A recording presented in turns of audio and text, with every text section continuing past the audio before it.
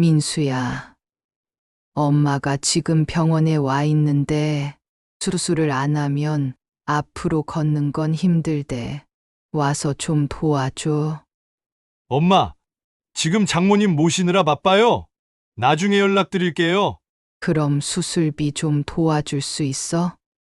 어머님, 가게라도 팔아서 해결하세요. 저희가 지금 좀 바빠요. 응급실 침대에서 무릎을 움켜쥔 채 떨리는 손으로 아들에게 마지막 구원을 요청한 한 군자. 하지만 돌아온 건 며느리의 차가운 거절이었습니다. 평생 국밥 한 그릇으로 가족을 지켜온 74세 할머니의 충격적인 선택이 시작됩니다. 새벽 4시 30분, 대도시 한복판의 전통시장. 아직 세상이 깊은 잠에 빠져 있을 시간에 벌써 불이 켜지기 시작하는 곳이 있었습니다. 바로 시장 입구에서 40년 넘게 자리를 지켜온 군잔의 국밥집이었어요. 철컹, 철컹. 무거운 쇠문을 울리는 소리가 고요한 새벽을 깨웠습니다. 한군자 할머니는 오늘도 어김없이 가장 먼저 시장에 도착했어요. 74세라는 나이가 믿어지지 않을 만큼 부지런한 걸음걸이였죠. 하지만 오늘따라 계단을 오르는데 무릎에서 찌릿한 통증이 올라왔어요. 아이고, 이 무릎이야. 군자는 중얼거리며 난간을 꽉 잡았습니다. 몇 년 전부터 시작된 무릎 아픔이 날이 갈수록 심해지고 있었거든요. 그래도 손을 멈출 수는 없었어요. 이 시간에 손님들이 기다리고 있을 테니까요. 가게 문을 열고 들어선 군자는 익숙한 손놀림으로 하루를 준비하기 시작했습니다. 먼저 큰 솥에 물을 붓고 어제 밤부터 우려낸 사골뼈를 확인했어요.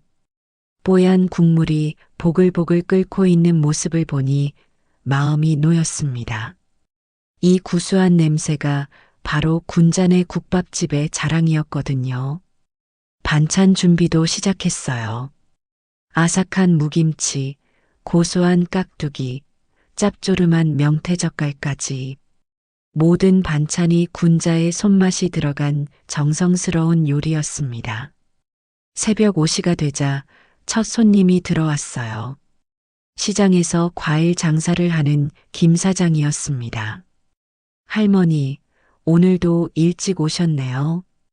군자를 보자마자 반갑게 인사를 건넸어요. 그럼요. 손님들이 기다리는 걸요. 군자는 환하게 웃으며 대답했습니다. 하지만 속으로는 걱정이 깊었어요. 무릎이 이렇게 아픈데 언제까지 할 수 있을까 하는 생각이 자꾸 들었거든요. 국밥 하나 주세요. 뜨겁게 해주시고요. 네, 금방 나갑니다. 군자는 능숙하게 뜨거운 국물을 그릇에 담고 갓 지은 밥을 올려주었어요. 뜨거운 김이 모락모락 올라오는 국밥 한 그릇. 이 소담한 음식이 하루를 시작하는 사람들에게 얼마나 큰 힘이 되는지 군자는 잘 알고 있었습니다. 맛있게 드세요. 군자가 정성스럽게 반찬까지 챙겨주자 김 사장이 고마워했어요. 할머니 덕분에 하루가 든든해요. 하지만 국밥을 끓이고 밥을 퍼주고 반찬을 가져다 주는 모든 과정에서 무릎이 아팠어요. 특히 무거운 솥을 들고 이동할 때는 다리가 휘청거릴 정도였습니다. 그래도 손님들 앞에서는 내색하지 않으려고 애썼어요. 40년 넘게 지켜온 이 가게를 망칠 수는 없었거든요. 아침 시간이 지나고 잠시 한적해진 틈에 군자는 의자에 앉아 무릎을 주물렀습니다. 무릎에서 열이 나는 것 같았어요. 붓기도 점점 심해지고 있었고요. 이러다가 정말 큰일 나겠네. 군자는 혼잣말을 했습니다. 점심시간이 되자 가게는 다시 손님들로 가득 찼어요. 시장 상인들, 근처 직장인들, 단골 어르신들까지 모두들 군잔의 국밥을 찾아왔습니다. 군잔의 국밥 최고야. 40년 넘게 먹어도 안 질려. 손님들의 칭찬을 들을 때면 군잔은 가슴이 뿌듯했어요. 하지만 동시에 불안하기도 했습니다. 무릎 때문에 자리에 오래 서 있기가 점점 힘들어지고 있었거든요. 할머니, 좀 쉬세요. 너무 무리하시는 것 같은데. 단골 손님 중 한 명이 걱정스럽게 말했습니다. 괜찮아요. 이 정도야 뭐. 군자는 괜찮은 척 했지만 사실 다리가 후들후들 떨리고 있었어요. 그래도 손님들 앞에서는 약한 모습을 보일 수 없었습니다. 평생 강인하게 살아온 자신의 자존심 때문이기도 했고 손님들이 걱정할까 봐서이기도 했어요. 저녁 시간이 되자 군자는 하루 마무리 정리를 시작했어요. 설거지를 하고 바닥을 닦고 내일 준비를 하는 일상적인 작업들이었지만 오늘은 유독 힘들었습니다. 무릎이 아픈 것도 아픈 거지만 언제까지 이렇게 할 수 있을지에 대한 불안감이 더 컸어요. 집으로 돌아가는 길, 군자는 천천히 걸으며 생각에 잠겼습니다. 아들 민수는 대기업에서 과장직을 맡고 있어요. 벌써 45살이 된 의젓한 아들이죠. 결혼해서 두 아이의 아버지가 되었고 번듯한 아파트에서 살고 있었습니다. 군자에게는 자랑스러운 아들이었어요. 그 아들을 키우기 위해 군자와 남편이 얼마나 고생했는지 모릅니다.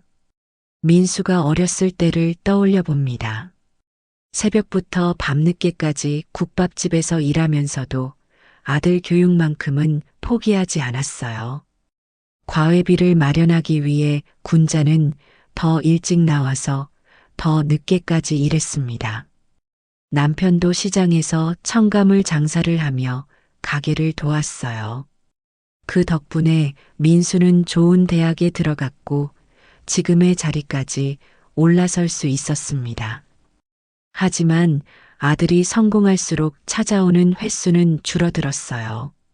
결혼 초기에는 그래도 한 달에 한두 번은 왔는데 이제는 명절이나 생신 때나 얼굴을 볼 수 있었습니다. 그래도 군자는 이해한다고 생각했어요. 바쁜 직장 생활에 아이들까지 키우느라 정신없을 거라고 말이에요. 집에 도착한 군자는 무릎에 찬물찜질을 하며 하루를 마무리했습니다. 이제는 파스만으로는 통증이 가라앉지 않았어요. 며칠이 지나도 무릎 상태는 나아지지 않았어요. 오히려 더 심해지는 것 같았습니다. 아침에 일어나기도 힘들 정도로 뻣뻣해졌고 걸을 때마다 찌릿한 통증이 올라왔어요.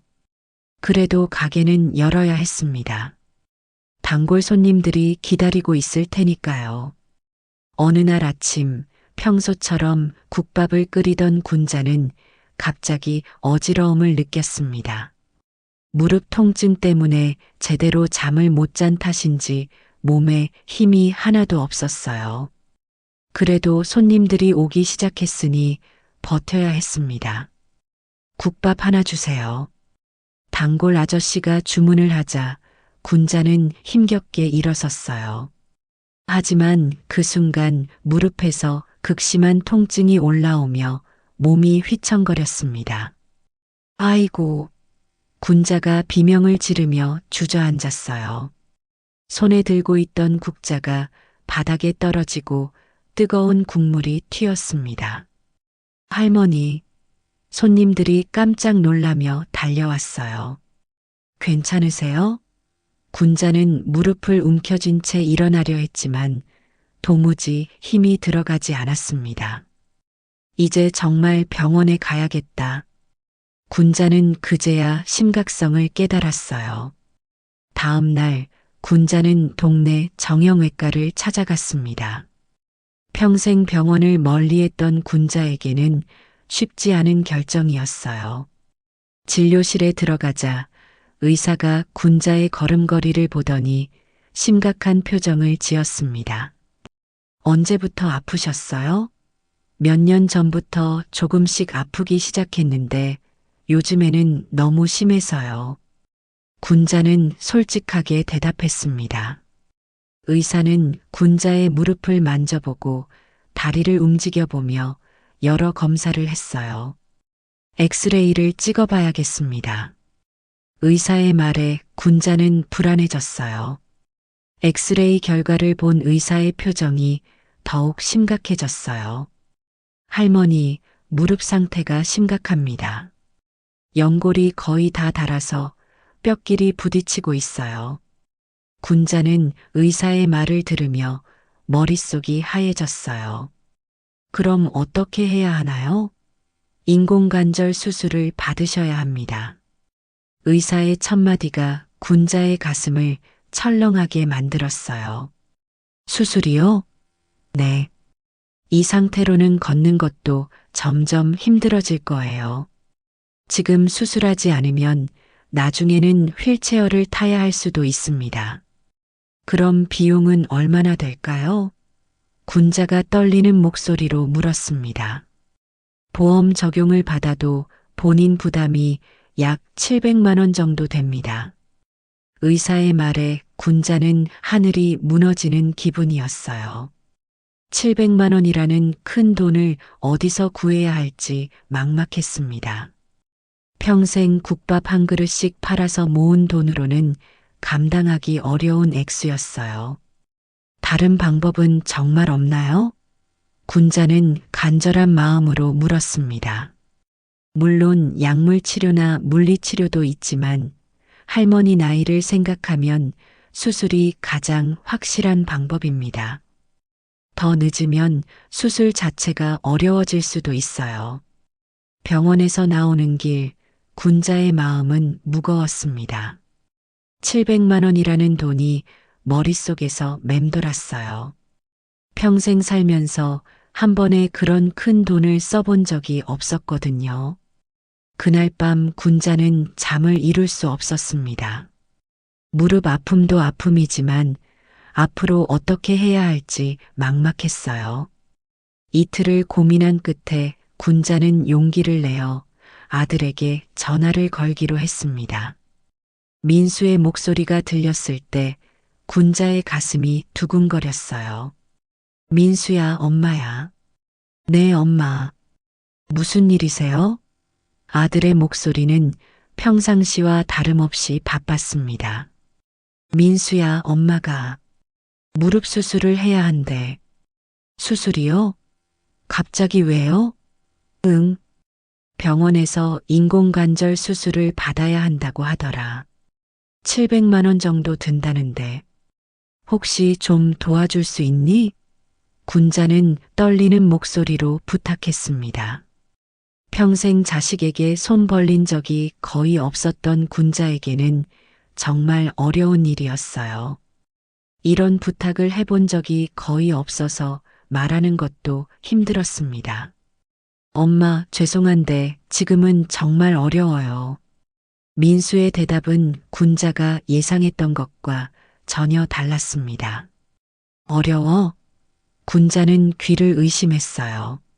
승진 시험 준비하느라 학원비도 많이 들어가고, 그리고 애들 교육비도 만만치 않고요. 군자는 가슴이 덜컥 내려앉았어요. 그럼 조금이라도?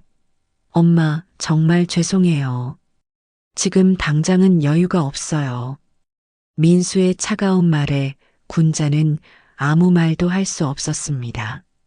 그런데 엄마도 그동안 국밥집 하시면서 돈 좀 모아두신 거 있지 않아요? 민수가 조심스럽게 말했어요.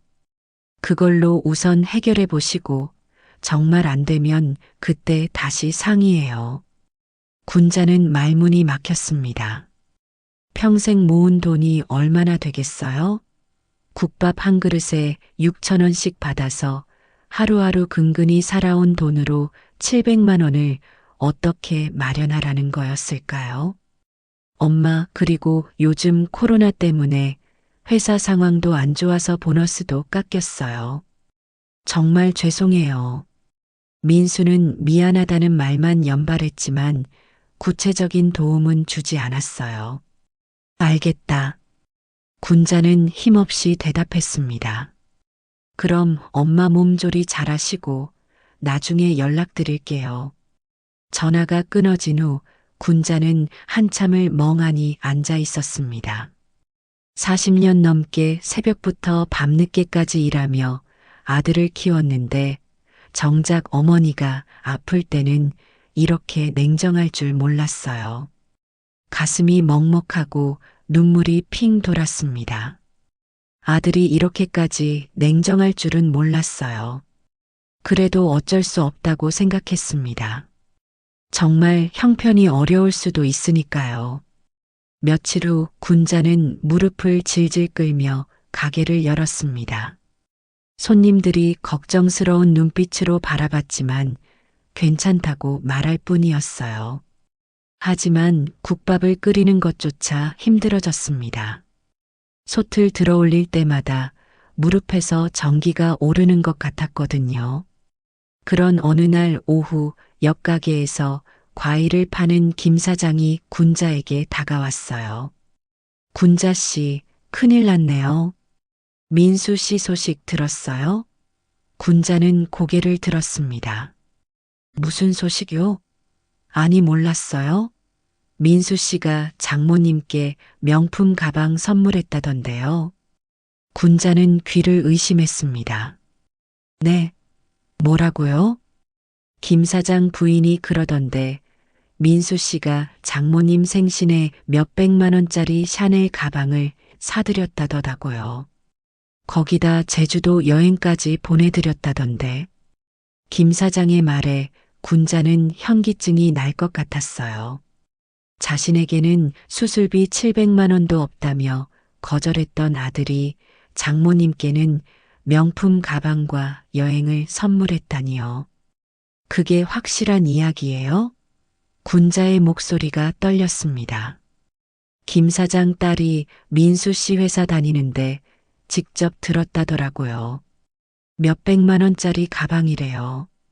장모님이 얼마나 좋아하셨는지 동네방네 자랑하고 다니신다더라고. 군자는 다리에 힘이 빠져 주저앉을 뻔했습니다. 그날 밤 군자는 잠을 이룰 수 없었습니다. 아들의 얼굴이 계속 떠올랐어요. 어릴 때부터 키워온 그 아들이 이렇게까지 냉정할 수 있다니. 내가 뭘 잘못했나? 군자는 천장을 바라보며 자꾸만 자신을 탓했습니다. 이튿날 아침 군자는 용기를 내어 민수에게 다시 전화를 걸었습니다. 전화가 연결되기까지의 시간이 길게만 느껴졌어요. 여보세요, 엄마. 민수의 목소리가 들렸을 때 군자의 가슴이 떨렸습니다. 민수야, 그게 사실이니? 군자는 떨리는 목소리로 물었습니다. 뭐가 사실이라는 거예요? 민수는 시치미를 떼는 듯한 목소리였어요. 나한테는 돈 없다면서 장모한테는 명품 가방 사줬다고 하던데. 전화기 너머로 잠시 침묵이 흘렀습니다. 아, 그 이야기를 들으셨구나. 민수의 목소리에는 별다른 미안함이 느껴지지 않았어요.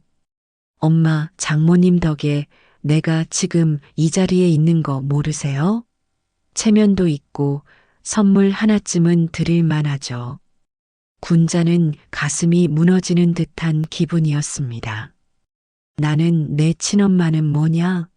내 몸은 병들어 가는데. 군자의 목소리가 점점 높아졌어요. 엄마도 이해해 주세요. 사회생활하다 보면 어쩔 수 없는 일들이 있다고요. 어쩔 수 없는 일? 군자는 분노가 치밀어 올랐습니다. 내 어머니 수술비는 어쩔 수 없는 게 아니고 엄마는 국밥집도 있고 그동안 모아둔 돈도 있으시잖아요. 정급하면 그거라도 활용하시면 되죠. 민수의 차가운 말에 군자는 할 말을 잃었습니다. 민수야, 너는 언제부터 이렇게 매정해진 거냐? 군자의 목소리에 눈물이 섞였어요. 매정하다니요. 현실적으로 생각하는 거예요. 엄마도 이제 철 들으세요. 민수의 목소리는 더욱 차가워졌습니다. 전화를 끊고 난 군자는 한참을 울었어요. 며칠 후 군자가 장을 보러 시장에 나갔을 때였습니다. 여러 상인들이 군자를 보며 수군거리는 소리가 들렸어요. 저 할머니가 민수 씨 어머니래. 아들이 장모한테는 명품 가방 사주고 친엄마한테는. 이런 속삭임들이 군자의 귀에 들려왔습니다. 과일 가게 아주머니가 먼저 말을 걸어왔어요. 군자 씨, 아들 정말 효자네요. 장모님께 몇백만 원짜리 가방 사드렸다면서요? 군자는 어색하게 웃으며 대답했습니다. 아, 네. 그런가 봐요. 아무나 할 수 있는 일이 아닌데 대단해요. 우리 동네에서 그런 큰 효도하는 사람 처음 봐요. 아주머니의 칭찬에 군자는 더욱 마음이 아팠습니다. 다른 사람들은 민수를 효자라고 생각하는데 정작 친어머니인 자신은 수술비조차 거절당했으니까요. 집으로 돌아오는 길에도 여러 사람들이 군자에게 축하 인사를 건넸습니다. 민수 씨가 장모님께 선물하셨다며 정말 멋진 사위네요. 효자 아들 두어서 부럽습니다. 사람들의 말 하나하나가 군자의 가슴에 못을 박는 것 같았어요. 그날 저녁 군자는 휴대폰을 들여다봤습니다. 동네 누군가가 보내준 단체 카톡방에 민수의 사진이 올라와 있었어요. 장모님과 팔짱을 끼고 웃고 있는 민수의 모습이었습니다. 제주도 여행지에서 찍은 사진 같았어요. 군자는 사진 속 아들의 얼굴을 자세히 들여다봤습니다. 언제 저렇게 밝게 웃었나 싶을 정도로 행복해 보였어요. 내가 병원비로 목구멍이 막혀 있는데 내 아들은 저렇게 웃고 있구나. 군자의 눈가에 눈물이 맺혔습니다. 다음 날 아침 군자가 가게를 열려고 하는데 이웃 상인들이 담장 너머로 이야기하는 소리가 들렸어요. 그래도 친엄마보다는 처가가 우선인가 봐. 요즘 세상이 다 그렇대. 장모한테는 잘하고 시어머니한테는 박대. 군자 씨 불쌍하다. 아들 하나 믿고 살았는데. 군자는 그 소리를 들으며 가슴이 저려왔습니다. 동네 사람들이 자신을 불쌍하게 여긴다는 게 더욱 창피했어요. 평생 자랑스러워했던 아들 때문에 오히려 동정을 받게 될 줄은 몰랐습니다. 그 순간 군자의 휴대폰이 울렸습니다. 민수에게서 온 문자였어요. 엄마, 장모님 여행 다녀와서 바빠요. 나중에 연락드릴게요. 짧고 건조한 문자였습니다. 여행을 다녀왔다는 말이 군자의 마음을 더욱 아프게 했어요. 군자는 휴대폰을 든 채로 한참을 서 있었습니다. 마음속에서는 서늘한 바람이 불어오는 것 같았어요. 아들에 대한 마지막 믿음마저 흔들리고 있었습니다. 내가 이 아들을 어떻게 키웠길래? 군자는 자신의 지나온 삶을 되돌아보며 후회의 눈물을 흘렸습니다. 그날부터 군자의 무릎 상태는 더욱 악화됐습니다.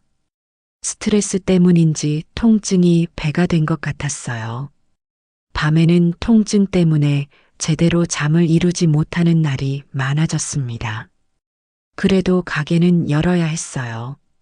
이것 말고는 달리 수입원이 없었거든요. 어느 날 오후 평소처럼 국밥을 끓이던 군자는 갑자기 극심한 어지러움을 느꼈습니다. 며칠째 제대로 잠을 못 자고 제대로 먹지도 못해서 몸에 힘이 하나도 없었어요. 하지만 손님이 와 있으니 버텨야 했습니다. 국밥 하나 주세요. 단골 손님이 주문하자 군자는 힘겹게 일어서려 했어요. 그런데 그 순간이었습니다. 무릎에서 극심한 통증이 올라오면서 몸이 휘청거렸어요. 아이고, 군자가 비명을 지르며 바닥에 주저앉았습니다.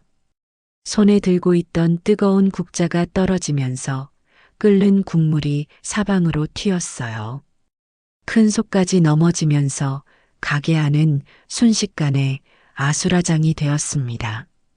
할머니, 할머니, 손님들이 깜짝 놀라며 달려왔어요. 괜찮으세요? 119 불러야겠어요. 군자는 바닥에 쓰러진 채 일어나려 했지만 도무지 힘이 들어가지 않았습니다. 의식이 희미해지면서 눈앞이 깜깜해졌어요. 구급차 사이렌 소리가 멀리서 들려오는 것 같았습니다. 군자가 다시 의식을 찾았을 때는 하얀 천장이 보였습니다. 어디선가 들려오는 기계음과 소독약 냄새. 여기가 어디지?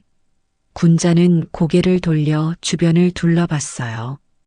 응급실이었습니다. 침대 옆에는 링거가 달려 있었고 무릎에는 두툼한 붕대가 감겨 있었어요. 할머니, 의식 돌아오셨네요. 간호사가 다가와서 말했습니다. 어떠세요? 아픈 곳은 없으시고요? 군자는 입이 마르고 목이 칼칼했어요. 물 좀. 네, 잠시만요. 간호사가 물을 가져다 주며 설명했습니다. 가게에서 쓰러지셔서 119가 출동했어요. 무릎 상태가 심각해서 응급 처치를 받으셨고요. 의사 선생님이 곧 오실 거예요. 간호사가 나간 후 군자는 천장을 바라보며 현실을 받아들이려 했어요. 결국 이렇게 되고 말았구나.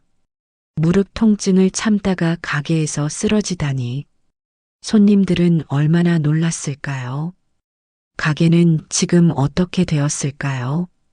잠시 후 의사가 들어왔습니다. 중년의 정형외과 전문의였어요. 할머니, MRI 찍어봤는데 상태가 정말 심각해요. 무릎 연골이 거의 다 닳아서 뼈가 직접 부딪히고 있어요. 여기 보세요. 의사가 MRI 사진을 보여주며 설명했습니다. 이 검은 부분이 다 연골이 사라진 곳이에요. 군자는 사진을 보며 가슴이 철렁했어요. 자신의 무릎이 이렇게 망가져 있었다니. 지금 당장 수술하지 않으면 걷기가 아예 불가능해질 수 있어요. 의사의 말에 군자는 절망스러워졌습니다. 그럼 수술비는? 응급수술이라 비용이 더 나갈 수 있어요. 대략 800만 원 정도로 보시면 됩니다. 800만 원. 처음 들었던 700만 원보다 100만 원이나 더 비싸졌어요. 군자에게는 더욱 절망적인 금액이었습니다. 보호자는 누구세요? 연락처 좀 알려주시면 설명드릴게요. 의사가 물었을 때 군자는 한참을 망설였어요. 아들이 있는데 아들분 연락처 알려주세요. 그럼 제가 직접 설명드릴게요. 군자는 떨리는 손으로 민수의 전화번호를 알려줬습니다. 하지만 마음 한편으로는 불안했어요. 과연 민수가 올까요? 이번에도 바쁘다고 거절하지는 않을까요? 의사가 나간 후 군자는 혼자 남겨진 응급실 침대에 누워 천장을 바라봤어요. 주변에는 다른 환자들이 있었지만 모두 가족들에게 둘러싸여 있었습니다. 군자만 혼자였어요. 이런 중요한 순간에 혼자라니. 40년 넘게 아들을 키우면서 이런 대접을 받게 될 줄은 몰랐어요. 30분쯤 지났을까요? 간호사가 다가왔습니다. 할머니, 아드님께 연락드렸는데 지금 당장 오기 어렵다고 하시네요. 전화로 설명 들으시겠다고 해요. 군자는 가슴이 무너지는 것 같았어요. 이런 응급 상황에도 오지 않겠다는 거였나요? 그럼 할머니께서 직접 통화하시겠어요? 군자는 고개를 끄덕였습니다. 간호사가 병원 전화를 가져다 주었어요. 벨이 몇 번 울린 후 민수가 받았습니다. 여보세요, 엄마. 민수의 목소리가 들렸을 때 군자의 가슴이 떨렸어요. 민수야, 엄마가 지금 응급실에 있다. 응급실이요? 무슨 일이세요? 민수의 목소리에 약간의 당황이 묻어났습니다. 무릎이 너무 아파서 가게에서 쓰러졌어. 지금 당장 수술하지 않으면 걷지 못한다고 해. 군자의 목소리가 떨렸어요. 그럼 수술하셔야죠. 응급수술이라 800만 원이 든다는데. 전화기 너머로 잠시 침묵이 흘렀습니다. 민수야, 단 한 번만이라도 엄마 좀 도와주면 안 되겠니? 군자는 간절한 마음으로 부탁했습니다. 이제는 정말 절박한 상황이었어요. 걷지 못하게 된다는 말에 겁이 났습니다. 엄마, 지금 당장은 어려워요. 회사에서 중요한 프로젝트가 있어서. 그때 복도 끝에서 익숙한 목소리가 들려왔습니다. 며느리의 목소리였어요. 군자는 귀를 기울였습니다. 여보, 누구 전화예요? 어머니가 응급실에 계신데 또 돈 달라는 거예요. 며느리의 차가운 목소리가 선명하게 들렸습니다. 어머니, 저희도 살기 빠듯해요. 며느리의 목소리가 더 가까이 들려왔어요. 장모님 모시느라도 바쁜데 언제까지 뒷바라지해야 해요? 그 말을 들은 군자는 숨이 막히듯 가슴을 움켜잡았습니다. 뒷바라지라는 말이 특히 가슴을 파고들었어요. 민수야, 지금 너희 둘이 같이 있는 거냐? 군자가 떨리는 목소리로 물었습니다. 아, 네. 장모님 댁에 와 있어요. 장모님 댁? 네. 새로 이사 오신 집 정리 도와드리러 왔어요. 민수의 대답에 군자는 더욱 절망스러워졌어요. 자신은 응급실에서 혼자 누워 있는데 아들은 장모님 집 정리를 도와주고 있다니요. 그럼 나는 어떻게 하라는 거냐? 엄마, 일단 병원에서 입원하시고 나중에 이야기해요. 나중에 언제냐? 지금 당장 수술해야 한다는데. 엄마, 목소리 너무 크세요. 여기 다른 사람들도 있어요. 며느리의 목소리가 다시 들렸습니다. 군자는 며느리가 자신의 전화 통화를 듣고 있다는 게 더욱 창피했어요. 민수야, 엄마가 마지막으로 한 번만 부탁한다. 제발 좀 도와줘. 어머니, 정말 어려우면 가게라도 팔아서 해결하세요. 며느리의 목소리가 냉정하게 들려왔습니다. 우리도 어머니 때문에 스트레스 받기 싫어요. 그 말에 군자는 가슴이 무너지는 듯 했어요. 내 아들과 며느리가 결국 나를 이렇게까지 내치는구나. 엄마, 정말 죄송해요. 상황이 되면 꼭 도와드릴게요. 민수가 마지막으로 말했지만 구체적인 약속은 하지 않았어요. 전화가 끊어진 후 군자는 응급실 천장을 바라보며 눈을 감았습니다. 간호사가 다가와서 물었어요. 보호자 연락은 되셨어요? 네, 됐어요. 군자는 거짓말을 했습니다. 더 이상 누구에게도 기댈 수 없다는 걸 깨달았거든요. 그럼 수술 동의서에 사인해 주세요. 간호사가 서류를 내밀었을 때 군자는 떨리는 손으로 사인을 했습니다. 비용은 어떻게 하실 건가요? 일단 제가 알아서 할게요. 군자는 어떻게든 해보겠다고 했지만 사실 막막했어요. 800만 원을 어디서 구한단 말인가요? 그날 밤 수술을 앞둔 군자는 혼자 누워 있으면서 지난 일들을 되돌아봤습니다. 아들을 위해 평생을 바쳤는데 이런 대우를 받게 될 줄은 몰랐어요. 장모님께는 몇백만 원짜리 선물을 하면서 친어머니에게는 수술비조차 주지 않는 아들이 믿어지지 않았습니다. 내가 뭘 잘못했나? 군자는 눈물을 흘리며 자문했습니다. 아들을 너무 믿었던 게 잘못이었을까요? 아니면 자신이 부족한 어머니였을까요? 하지만 아무리 생각해봐도 아들에게 못해줄 일은 없었던 것 같았어요. 새벽부터 밤늦게까지 일하면서도 교육비는 아끼지 않았고 대학 등록금도 빚을 내서 마련해줬는데 말이에요. 수술실로 들어가기 전 군자는 마지막으로 한 가지 결심을 했습니다. 이제 더 이상 자식에게 기대하지 말자. 그리고 나 자신을 위해 살아야겠다고 다짐했어요. 마취가 시작되면서 군자의 의식은 서서히 사라져갔습니다. 수술이 끝나고 회복실에서 깨어난 군자는 몸이 무거웠습니다. 마취에서 깨어나는 과정이 쉽지 않았어요.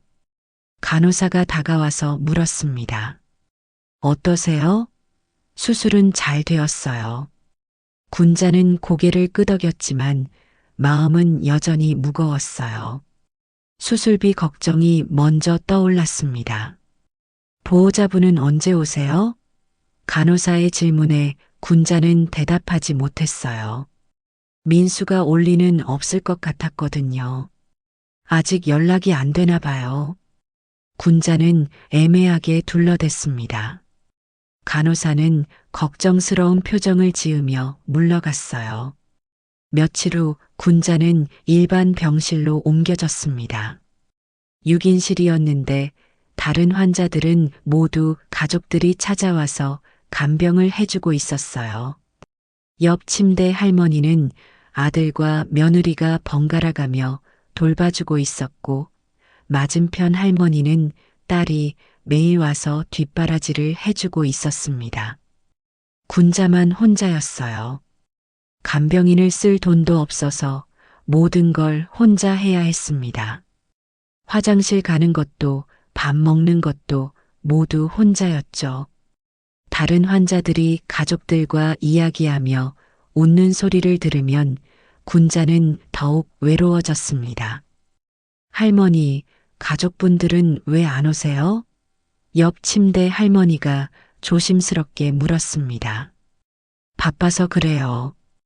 군자는 짧게 대답했어요. 그래도 수술했는데 한 번은 와야 하는 거 아닌가요?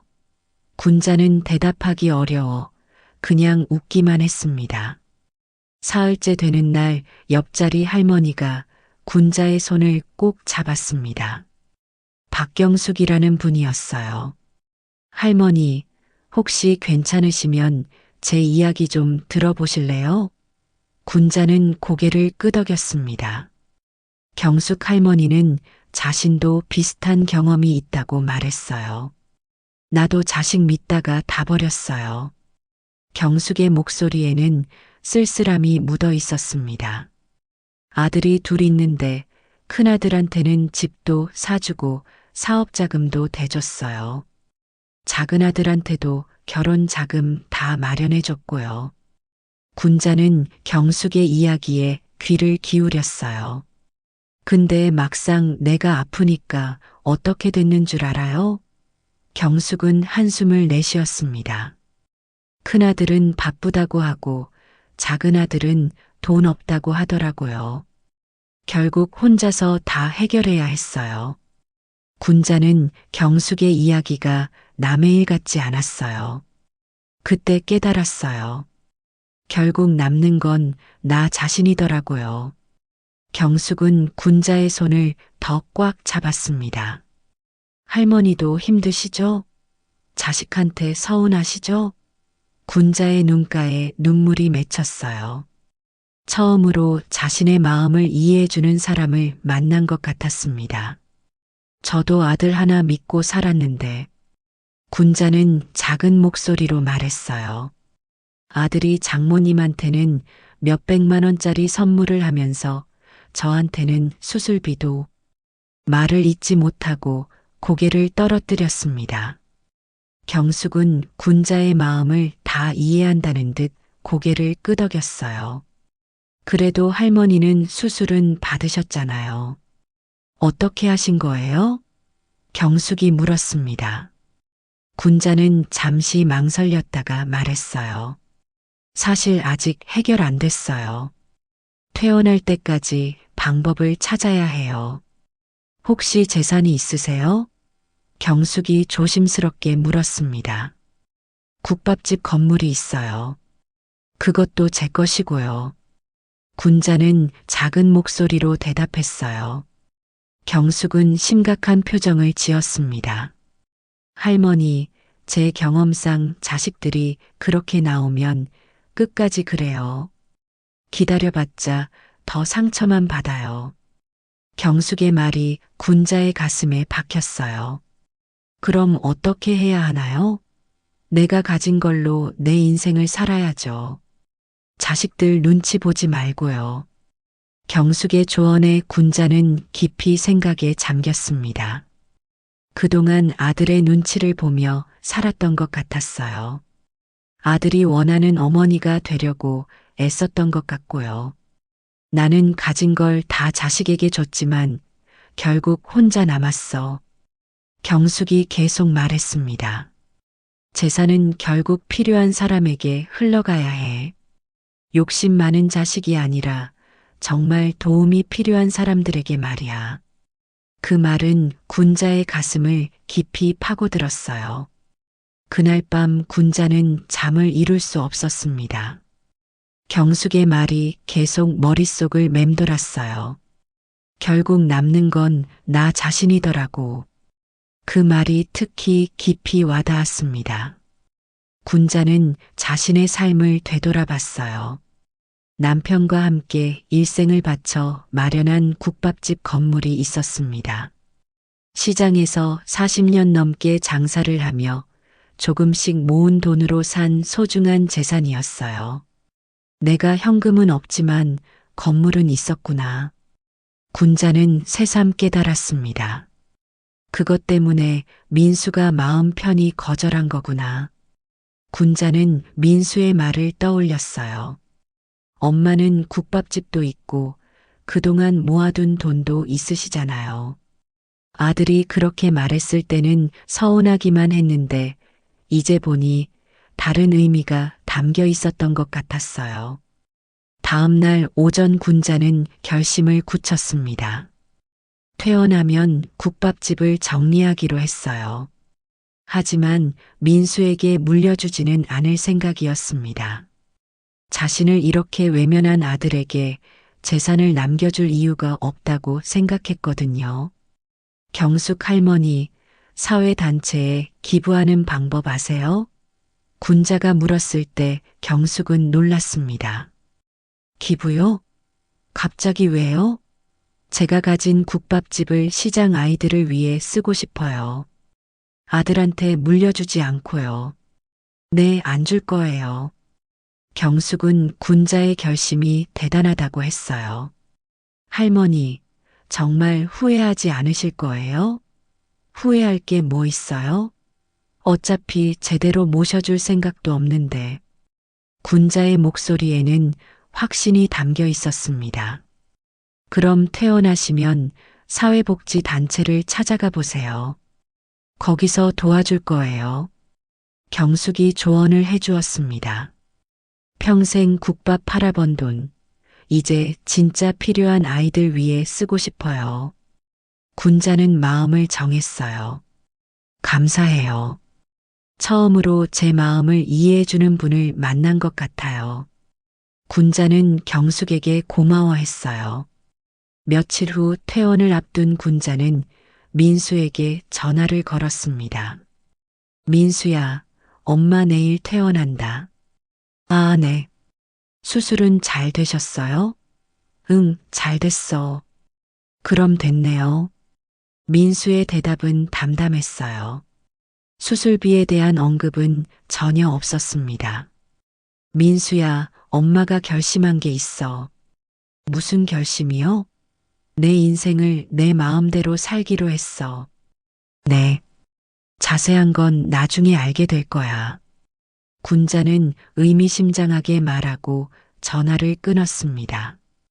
퇴원하는 날 군자는 혼자 택시를 타고 집으로 돌아왔습니다. 아무도 마중 나오지 않은 빈집이 오히려 홀가분하게 느껴졌어요. 이제 시작이야. 군자는 새로운 인생을 시작할 준비가 되었습니다. 퇴원한 지 일주일 후 군자는 시내에 있는 사회복지재단을 찾아갔습니다. 경숙 할머니가 알려준 곳이었어요. 사회복지사가 군자의 이야기를 들더니 놀라워했습니다. 정말 국밥집 건물을 기부하시겠다는 건가요? 네, 그렇습니다. 군자의 목소리에는 확신이 담겨 있었어요. 하지만 가족분들 동의는 받으셨나요? 제 재산이니까 제가 결정하는 거 아닌가요? 군자는 단호하게 말했습니다. 물론 그렇지만 보통 가족들과 상의를 하시는데 상의할 가족이 없어요. 군자의 말에 사회복지사는 더 이상 묻지 않았습니다. 어떤 용도로 쓰이길 원하세요? 시장 아이들을 위한 장학금으로 써주세요. 평생 시장에서 살면서 가난한 아이들을 많이 봤거든요. 그 아이들이 공부해서 더 나은 삶을 살았으면 좋겠어요. 군자의 말에 사회복지사가 감동받았어요. 며칠 후 모든 서류가 완성됐습니다. 군자는 남편과 함께 40년 넘게 일군 국밥집 건물을 모두 사회복지재단에 기부했어요. 평생 국밥 팔아번 돈, 욕심 많은 자식이 아니라 진짜 필요한 아이들을 위해 쓰이고 싶습니다. 군자는 기부 서약서에 정성스럽게 서명했습니다. 정말 대단한 결정이세요. 재단 관계자가 감동받아 했어요. 이 재산으로 많은 시장 아이들이 도움을 받을 거예요. 군자는 뿌듯한 마음이 들었습니다. 자신의 재산이 진정으로 필요한 곳에 쓰일 거라는 생각에 마음이 홀가분해졌어요. 기부 소식은 곧 동네에 퍼졌습니다. 사회복지재단에서 언론에 발표했기 때문이었어요. 국밥 할머니의 숭고한 기부 정신이라는 제목으로 신문에도 실렸습니다. 군자의 사진까지 함께 실렸죠. 그날 저녁 군자의 휴대폰이 쉴 새 없이 울렸습니다. 민수에게서 온 전화였어요. 엄마, 신문 봤어요. 이게 무슨 일이에요? 민수의 목소리에는 당황과 분노가 섞여 있었습니다. 무슨 일이라니? 기부한 거 말하는 거냐? 왜 멋대로 그런 짓을 해요? 멋대로? 군자는 차분하게 말했습니다. 내 재산을 내가 처분하는 게 멋대로냐? 그 건물은 결국 제 거였잖아요. 민수의 목소리가 점점 높아졌어요. 내가 누가 그렇게 말했나? 당연히 자식이 물려받는 거 아니에요? 군자는 웃음이 나왔습니다. 물려받을 자격이 있다고 생각하냐? 무슨 소리예요? 내가 너를 어떻게 대했는지 기억 안 나나? 군자의 목소리가 단단해졌어요. 엄마가 수술비 800만 원 달라고 했을 때 뭐라고 했지? 그건 민수가 말을 잇지 못했습니다. 회사 일이 바빠서 어려웠다고 했지. 장모님한테는 명품 가방 사줄 시간은 있으면서 군자는 아들의 말을 그대로 되돌려줬어요. 그래서 활용했다. 내가 원하는 대로 말이야. 엄마, 그래도 그렇지 어떻게 이럴 수가 있어요? 민수는 분노를 감추지 못했습니다. 나도 애들 교육비에 대출 갚느라 힘들다며? 그럼 이제 상관없잖아. 군자의 말에 민수는 할 말을 잃었어요. 아니에요. 그건 그때 상황이고. 상황? 군자는 냉소적으로 웃었습니다. 장모님께 선물할 때는 무슨 상황이었나? 그건 다른 문제라고 했잖아요. 어떻게 다른 문제냐? 둘 다 가족 아니냐? 민수는 잠시 침묵했습니다. 그러더니 다른 방법을 시도했어요. 엄마, 그래도 손자들 생각은 안 하세요? 애들이 클 때까지 기다려주시면. 손자들, 군자는 비웃듯 말했습니다. 언제 한번 할머니라고 찾아온 적이 있나? 그건 바빠서 친할머니도 못 만나는 손자들한테 뭘 물려준단 말이냐? 군자의 말에 민수는 더욱 당황했어요. 엄마, 이렇게까지 날 배신할 줄은 몰랐어요. 배신? 군자는 그 말에 화가 치밀어 올랐습니다. 배신이라고 했나? 군자의 목소리가 떨렸어요. 나를 배신한 건 너다. 장모님께는 명품 선물하고 친엄마는 응급실에서 혼자 죽게 내버려둔 너 말이야. 그런 게 아니라고요. 민수가 소리쳤습니다. 그럼 뭐냐? 내가 응급실에서 전화했을 때 너희가 어디 있었는지 기억 안 나나? 군자는 그때의 기억을 떠올리며 말했어요. 장모님 집 정리 도와주고 있었지? 그때는 정말 바빴어요. 바빠서 친엄마 응급실 입원한 걸 못 도와줄 만큼 군자의 추궁에 민수는 대답하지 못했습니다. 그때 며느리가 뭐라고 했는지도 기억나냐? 그건 뒷바라지 언제까지 해야 하냐고 했지. 민수는 완전히 말문이 막혔습니다. 군자는 계속해서 말했어요. 이제 너는 더 이상 내 아들이 아니다. 엄마, 그런 말씀하지 마세요. 사실이야. 진짜 아들이라면 어머니를 그렇게 대하지 않아. 엄마, 제발. 민수의 목소리에 절망감이 묻어났습니다. 제발 뭘 하라고? 이제 와서 효자 코스프레 하려고? 군자는 냉정했습니다. 재산 기부한 거 취소하라고? 그럼 내가 내 수술비부터 갚아라. 수술비는 800만 원이다. 이자까지 치면 900만 원 정도 될 거야. 군자는 정확한 금액을 말했어요. 그것부터 갚고 나서 재산 이야기를 꺼내라. 민수는 아무 말도 할 수 없었습니다. 못 갚겠지? 그럼 입 다물고 있어. 군자는 단호했습니다. 이제 나는 내 방식대로 살 거야. 너희들 눈치 보지 않고 말이야. 엄마, 정말 이럴 거예요? 그래, 이럴 거다. 이미 결정된 일이야. 그때 뒤에서 며느리의 목소리가 들렸습니다. 어머니, 너무 하세요. 그래도 가족인데. 가족? 군자는 코웃음을 쳤어요. 가족이 어머니를 응급실에 혼자 버려두나? 그때는 정말 됐다. 이제 더 이상 할 말 없어. 어머니. 며느리가 다시 말하려 했지만 군자는 전화를 끊어버렸습니다. 전화를 끊고 난 후 군자는 한동안 멍하니 앉아 있었어요. 아들과의 마지막 대화였을지도 모른다는 생각이 들었지만 후회되지 않았습니다. 이제 정말 끝이구나. 군자는 중얼거렸습니다. 민수의 절망적인 목소리가 전화 너머로도 느껴졌지만 군자에게는 더 이상 상관없는 일이었어요. 자신만의 새로운 인생이 기다리고 있었으니까요. 기부 소식이 퍼진 후 며칠 동안 군자의 휴대폰은 쉴 새 없이 울렸어요. 시장 상인들, 단골 손님들, 심지어 모르는 사람들까지 축하 전화를 걸어왔습니다. 할머니, 정말 대단해요. 우리 같은 서민들의 자랑이에요. 할머니 덕분에 시장 아이들이 꿈을 키울 수 있겠어요. 사람들의 진심 어린 칭찬을 들으며 군자는 자신의 선택이 옳았다는 확신이 들었어요. 돈을 물려받을 자격도 없는 아들보다는 정말 필요한 아이들에게 쓰이는 게 훨씬 의미 있는 일이었죠. 한편 민수는 완전히 무너져 있었어요.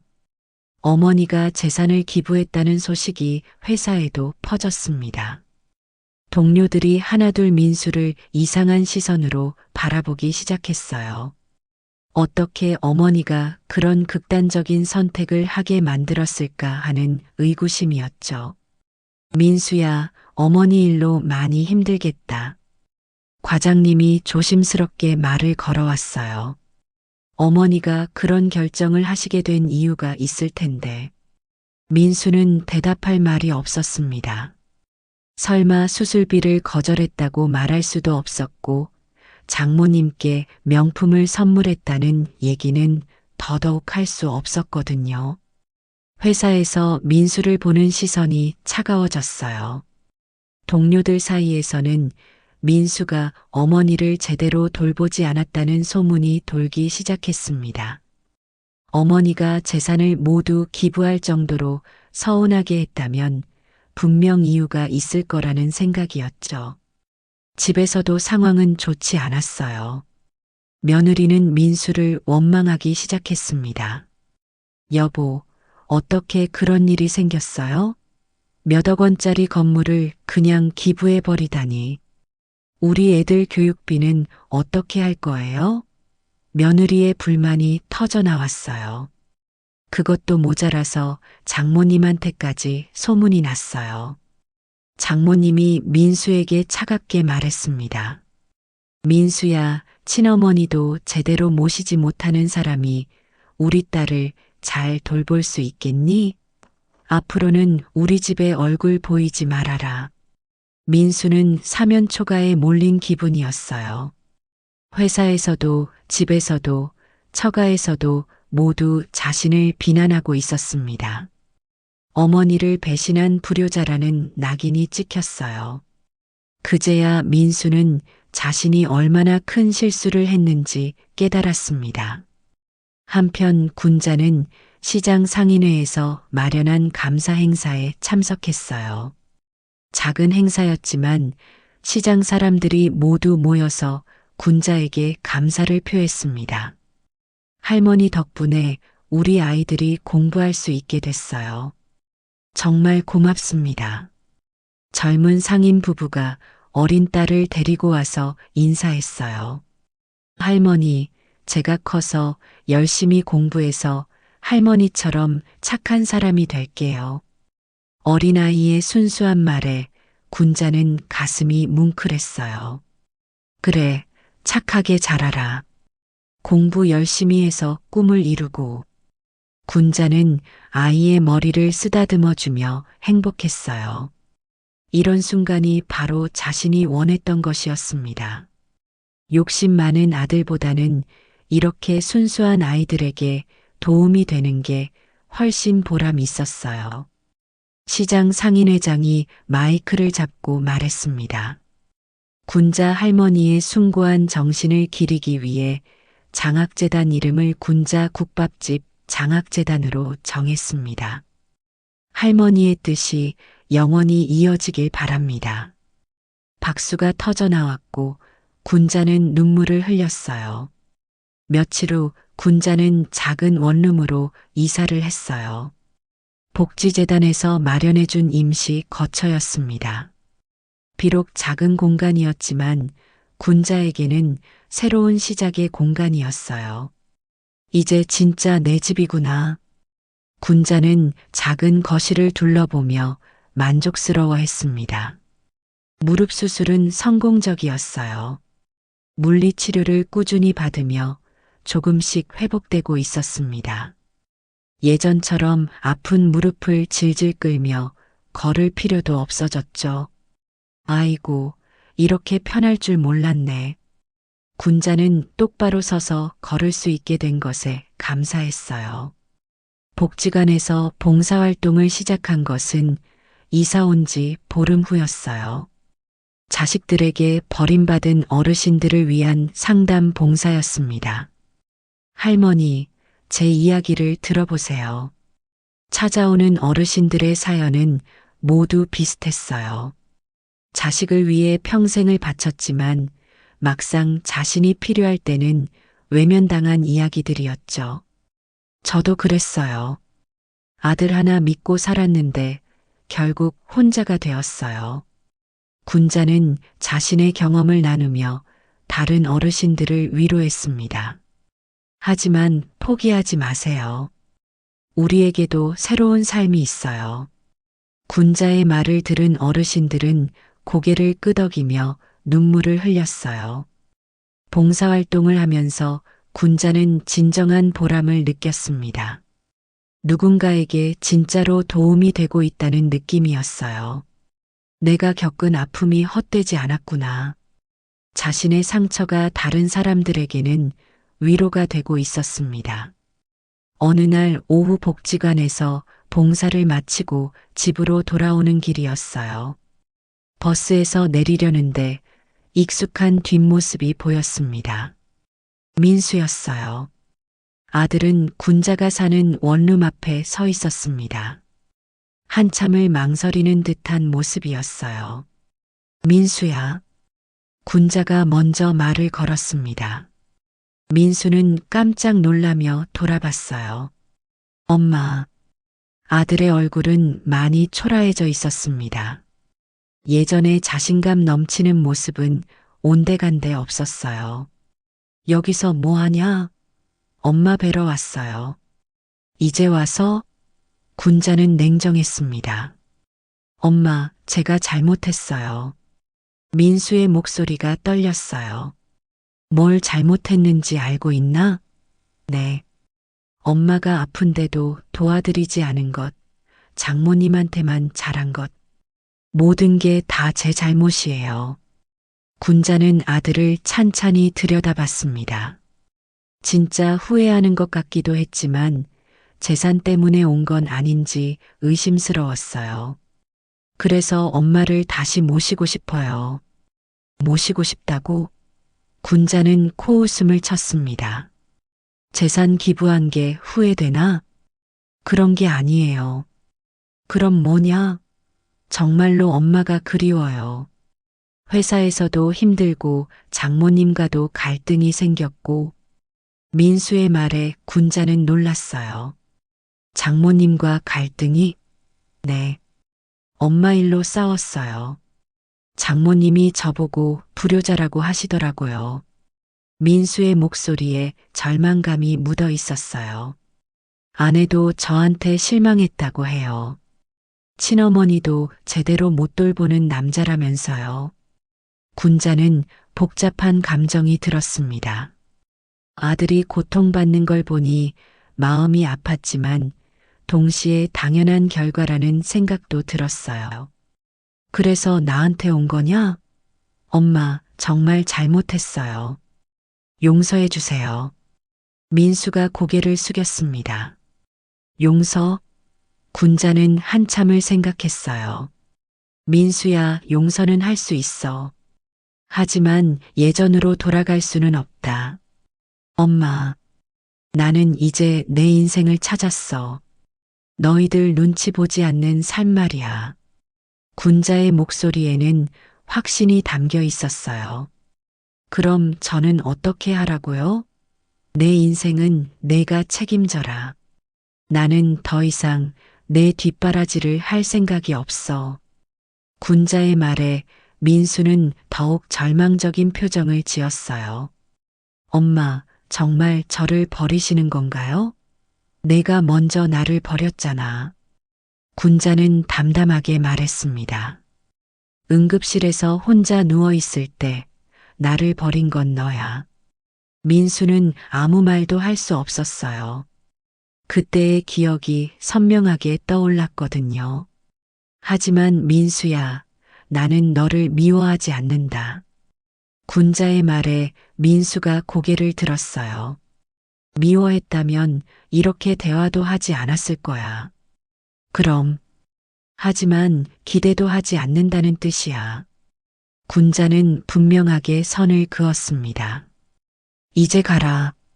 내 가족이나 잘 챙겨라. 군자는 원룸 쪽으로 걸어가기 시작했어요. 엄마.